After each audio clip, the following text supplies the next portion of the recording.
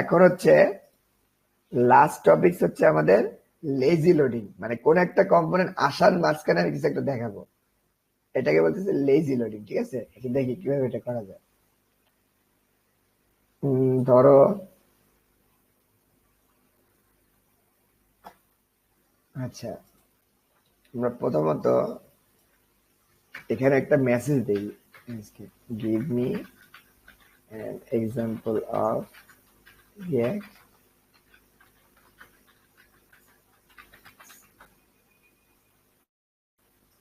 দিতে থাকুক, আমরা দেখি।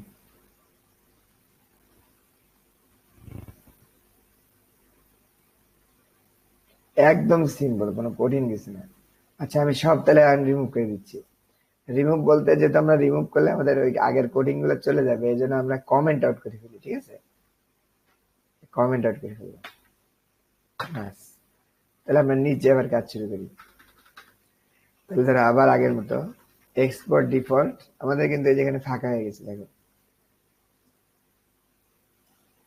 ফাঁকা হয়ে গেছে। এক্সপোর্ট ডিফল্ট অ্যাপ,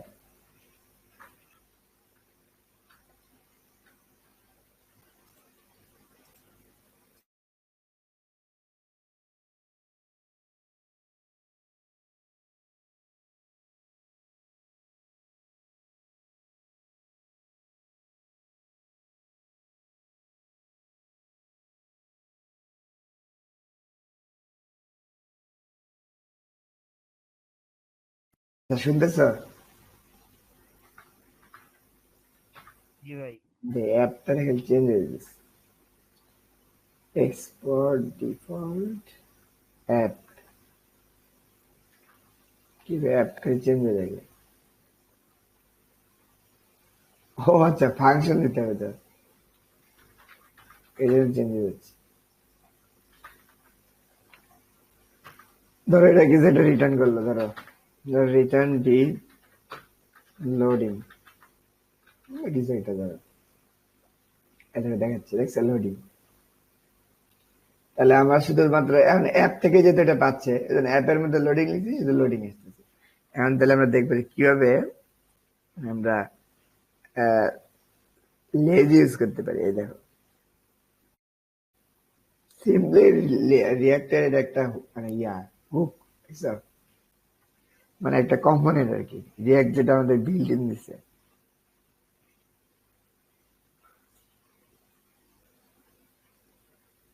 এইটা আমরা কপি করে দিই, তাহলেই হচ্ছে। এই দেখো, কপি করলাম, দেখো এই যেখানে ছোট্ট একটা কাজ করছে, দেখো প্রথমে রিয়াক্ট ইনপুট করছে, সাসপেন্স আর লেজি ইনপুট করছে। আচ্ছা, যখন ধরো কোন একটা কিছু আমরা পরে লোড করাবো, ঠিক আছে, লেজি কম্পোনেন্ট এখানে আছে, ধরো এটাও নিয়ে আসি, এটা লাগবে, হয়ে গেল।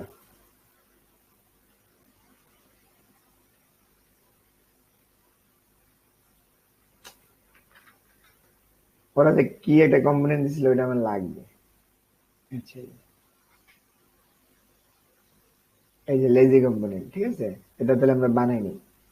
সিম্পল, আমি কি করতেছি বুঝাচ্ছি, মানে এটা কঠিন কিছু না।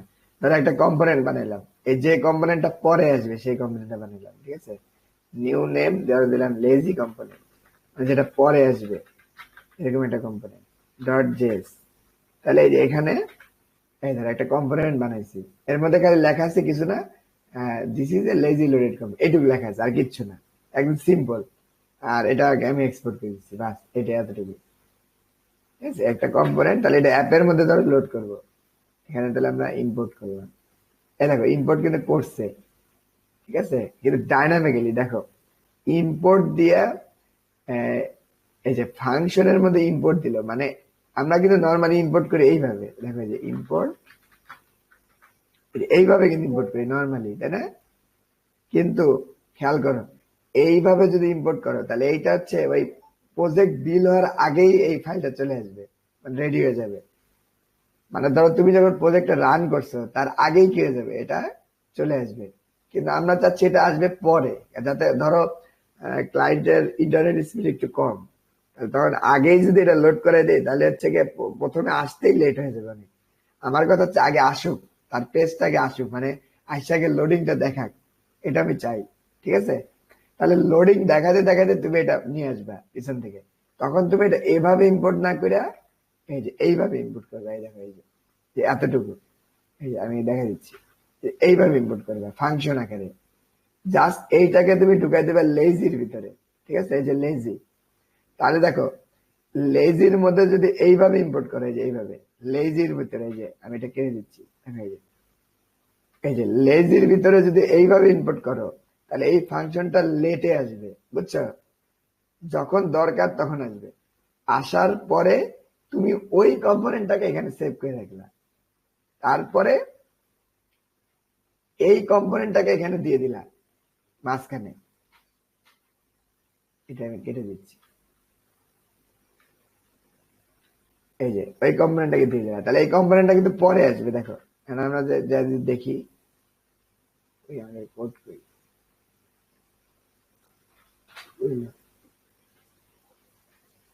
কি বলতেছে, মডিউল নট ফাউন্ড। ও আচ্ছা, মডিউল তো পাবেই না, কারণ এই যে মাঝখানে সাসপেন্স দিতে হবে। দেখো এই যে এই মডিউলটা পাইনি, আমার বানান বলেছি কারণ, ও আচ্ছা আমরা তো অন্য নাম দিচ্ছি, এই জন্য হয়নি ওটা। আমি তো ওখান থেকে কপি করছিলাম, এই জন্য আমাদের যে নাম সে নাম দিতে হবে। আর আমাদের নামটা আমি একটু দেখে নিচ্ছি, সরি। ইম্পোর্ট, এই যে এটা হলো আমাদের নাম, এই যে এখানে এটা হলো আমাদের ডিরেক্টরি, এই যে এতটুকু। আরে এই যে কপি এতটুকু, মানে এটা নিয়ে রাখলাম, এইটা এখানে দিতে হবে। আমি দিচ্ছি ওদেরটা, এই জন্য হয়নি। এই এই দেখো, এখন আমি ধরো এই যে ইয়াটা বাদ দিয়ে দিলাম, এটা বাদ দিয়ে দিলাম ধরো। এখন ধরো, তাহলে আমি এই কম্পোনেন্টটা কিন্তু লেজিলি লোড করছি, খেয়াল করো। একটা সিম্পল কাজ করছি, ওই যে নর্মাল কম্পোনেন্টটাই শুধু ইম্পোর্ট করছি ডাইনামিক্যালি, এই যে এইভাবে এইভাবে ইম্পোর্ট করছি, এই যে এইভাবে। আর ওইটাকে লেজির মধ্যে দিয়ে ঢুকে দিচ্ছি, এইটা এই এতটুকু কাজ করছি। ঠিক আছে, এর ভিতর যখন তুমি লেজির মধ্যে ঢুকে দিবা, তখন এটা আসবে পরে, মানে লোড হওয়ার পরে আসবে। আসার পরে এর মধ্যে যে সেভ হবে, তখন তুমি এটাকে এখানে দেখে দিলা। এই যে এখন দেখো এটা আসলে, এই যে এটা কিন্তু পরে আসছে, মানে তুমি যদিও বুঝতেছো না, কিন্তু এটা আসছে পরে।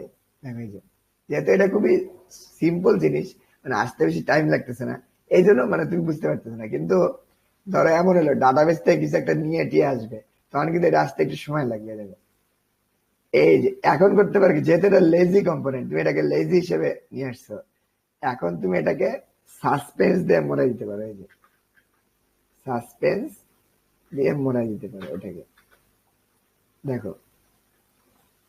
আর মাঝখানে কি হবে, মানে সাসপেন্স যতক্ষণ আসতে থাকবে, এ দেখা যায়, তাহলে দেখা যায় পরে আসলে, দেখছো? আর সাসপেন্স যেহেতু মোড়াই দিলা, তাহলে এতক্ষণে কি দেখাবে, মানে যতক্ষণ আসতেছে ততক্ষণ কি দেখাবে, এইটার জন্য তুমি এখানে একটা ফল ব্যাগ দিবা, এই অ্যাট্রিবিউট দিয়ে এই ফল ব্যাগের মধ্যে যেটা লিখবা ওইটা মাঝখানে দেখাবে। দেখো ধরো দিলা লোডিং, দেখো এখন দেখো এইটা লোডের আগে তোমার যতক্ষণ এটা না আসতেছে, ধরো এটা অনেক ভারী একটা কোম্পানি, অনেকক্ষণ লেট হবে, এই মাঝখানে এইটা দেখা দিবে, দেখছো? এই যে লোডিং, দেখছো? লোডিং, তারপর এটা আসলো। এখন এটা পটেনশিয়ালিটি কি, মানে হয়তো বা ভাবতেছো ভাই কি একটা দেখলে, মানে এটা কি এমন কাজে লাগে, অনেক কাজে লাগে। দেখো প্রথম কথা, এই কম্পোনেন্টটা যদি অনেক ভারী হয়, তাহলে তুমি নর্মাল যখন ইম্পোর্ট দিবা, এটা কিন্তু সাথে সাথে রিয়াক্ট নিয়ে আসবে। তাহলে ও যদি রিলোড মারে, তাহলে কিন্তু ওইটা আসতে সময় লাগবে। কিন্তু তুমি যদি এইভাবে ইম্পোর্ট করো, তাহলে ওইটা আসবে কিন্তু পরে। ঠিক আছে, তাহলে আমি একটা ভারী কম্পোনেন্টকে পরে আনলাম, এটা প্রথম কথা। যখন লেজির মধ্যে দিয়ে ঢুকে দিবা, তখন এটা লেট করে আসবে। মানে যখন, মানে তুমি যারা স্ক্রল করছো ব্রাউজারটা এইভাবে ঘুরাইছো, বা অনেক সময় হয় না যে অনেক লম্বা পেজ, নিচের পেজটা কিন্তু এখনো তুমি যাও নাই, তখন এটা আসবে না লেজির মধ্যে ঢুকে। যখন তুমি এটাকে স্ক্রল করবা, যায়া ওই কম্পোনেন্টের কাছে যাবা, তখন ওইটা লোড হবে। এটা হচ্ছে লেজির কাজ। এটা একটা সুন্দর জিনিস না? আচ্ছা, তারপরে যতক্ষণ আসবে ততক্ষণ কি হবে, এইটার ডিজাইনটা তুমি এর মধ্যে দিয়ে দিতে পারো। এটা কিন্তু আমি লোডিং লিখছি, তুমি কিন্তু চাইলে একটা লোগো দিতে পারো, একটা আইকন দিতে পারো, একটা অ্যানিমেশন দিতে পারো, তখন কিন্তু এই মাঝখানে অ্যানিমেশনটা দেখাবে। বুঝতে পারছো?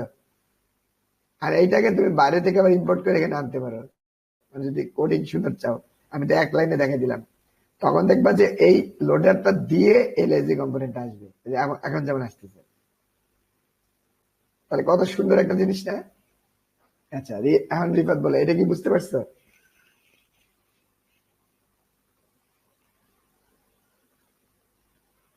রিফাত, জি ভাই, আমার নেট একটু স্লো তো, কথা পরে আসে। জি ভাই, বুঝছি। তা বুঝছো না? মানে এটা কিন্তু অনেক কাজে লাগে। দেখো একটা বড় ই কমার্সে ধরো নিচের প্রোডাক্টটা আসে নাই, এখন ধরো না দিতা তাহলে কিন্তু ওটা একবারে চলে আসতো। তাহলে তোমার যে পেজে এখন ক্লায়েন্ট যাই নাই, ওইটা যখন লোড করে আসবে, তাহলে ব্রাউজারে বেশি নেট লাগবে না। এখন যখন ওই স্ক্রল করে নিচে নামবে, তখন ওটা আসবে। এটার কাজ হচ্ছে লেজির কাজ। আচ্ছা ঠিক আছে, তাহলে আজকে তাহলে আমাদের আলহামদুলিল্লাহ রিয়াক্ট জেস কিন্তু কমপ্লিটলি শেষ হয়ে গেল। তাহলে আমরা আগামী ক্লাস থেকে ইনশাল্লাহ একটা প্রজেক্ট করব, যে প্রজেক্ট আমরা করব নেক্সট জেস দিয়ে, রিয়াক্ট জেস না কিন্তু, রিয়াক্ট জেস এর ফ্রেমওয়ার্ক মানে ওর বাপ, ওইটা দিয়ে করবো। ওইখানে আমরা রিয়াক্ট জেস কেও অ্যাপ্লাই করতে পারবো, আবার নেক্সট জেস এর ফিচার গুলো দেখতে পারবো। ঠিক আছে? তাহলে ভালো থাকো, আর এই ভিডিও গুলো বেশি বেশি করে দেখবা। ঠিক আছে?